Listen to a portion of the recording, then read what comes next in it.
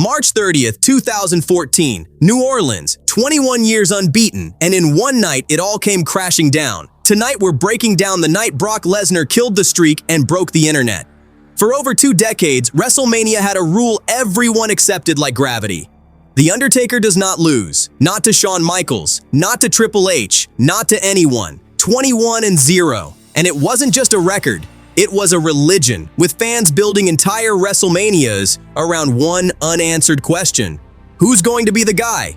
Nobody, and I mean nobody, thought the answer would be Brock Lesnar. He wasn't some rising underdog chasing history. He was the Beast incarnate, managed by Paul Heyman coming off a legit UFC run, presented as a killer, not a hero. And fans didn't boo him because they hated him. They booed him because deep down they were afraid he might actually do it.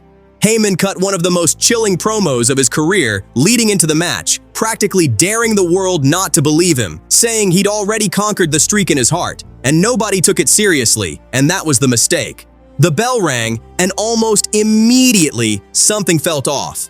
Undertaker looked slower. Lesnar looked like he was hunting, not wrestling. F5 after F5, and the crowd didn't boo. They went silent. That eerie, uncomfortable New Orleans silence of 70,000 people, realizing in real time they might be watching history die.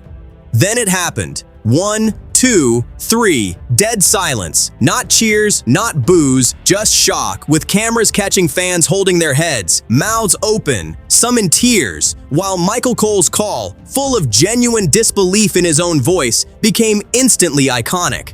Backstage was reportedly just as chaotic, with wrestlers who hadn't been told watching live in shock, and even people who knew the finish beforehand said it didn't feel real until it happened. Then the internet exploded. This was 2014 peak social media wrestling era, and Undertaker loss trended worldwide within minutes, with fans refusing to believe it wasn't a fluke finish or an injury angle, and conspiracy theories flying as some thought Taker had gotten legitimately hurt mid-match, which, as it turned out, he actually had.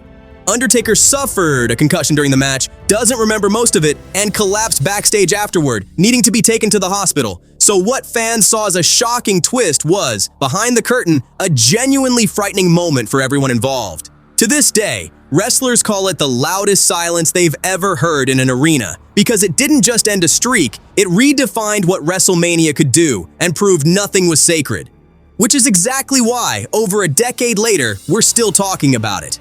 So, do you think ending the streak was the right call? Or should Undertaker have gone out 22-0? Drop your take in the comments, and if you want more moments that shook the wrestling world, hit subscribe because we're just getting started.